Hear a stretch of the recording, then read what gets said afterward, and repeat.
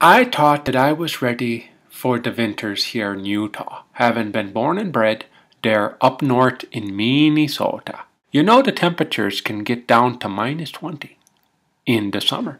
But my wife Gertrude and the kids Oli and Lena were just determined to come move here and move up on them there mountains, you know. And the realtor type lady, she said up there was a very beautiful place up there in Tollgate Canyon. I started getting nervous when we had to shovel our way in September. And then the neighbors started coming around and asking if we had snowmobiles or snowcats or spikes in our tires. And I says, "You mean studded tires, right?" And they said, "No, you need these here 3-inch spikes in your tires." I'll never forget the day in January where we had the biggest snowfall yet. It was so deep I had to shovel out the door and up to daylight. That's when it made sense to me that all the houses up there had doors with no decks on them on the 3rd floor, because they could just walk straight out onto the snow. We have hills up there where we live. And the steep hills, you know, you get on the interstate, they might be the 15% grade. Well, up there we got a 54% grade. It's so steep that in the summer you need a 4-wheel drive and a jetpack just to get up it. Well, in the winter there's so much snow it turns into a 10-mile luge course. The snow gets so high on the side, it's a 15 feet high. Going down, you're like a bowling ball in the kiddie lane.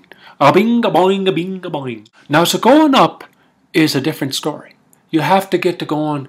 The guys have got to get to going about 100 miles an hour with the winds, the wheels that's spinning with the spikes on the tires, and to get all the way to the top, you got to get the momentum going. And I'm going, and I'm used to driving on ice, being from Minnesota, but that day I just didn't make it. I was almost to the top, with my spikes just turning, and I lost the traction, and I started going backwards. Well, coming up behind me is the mother of all the snowblowing machines.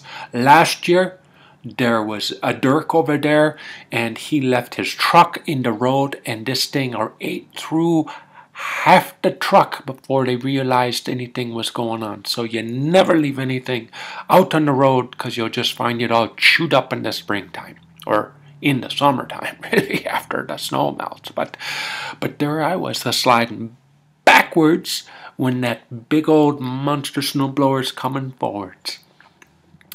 Luckily, I was able to turn my tail into the snowbank and get to stopping, and the driver of that machine, well, thankfully he was sober that day, and he stopped for me, and he chained me up, and he pulled me all the way to the top, and all the way over to my house. But I doesn't know it's my house, because all I see is this white snow all over the place. And I'm not sure what to do when the driver hands me a stick of dynamite. A stick of dynamite!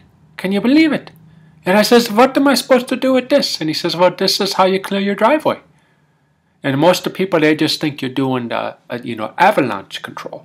Kaboom, boom, and everything's okay. Well, I never used dynamite before, and there goes the driver driving off, and there's the stick of dynamite, and there's so much snow I can't even see my house. What am I going to do? Well, I threw the stick of dynamite. Well, that's when the last thing I remember as I was falling down a couple miles away from there. I come down from the mountain. Well, I never used dynamite before, and I'm just getting out of the hospital now.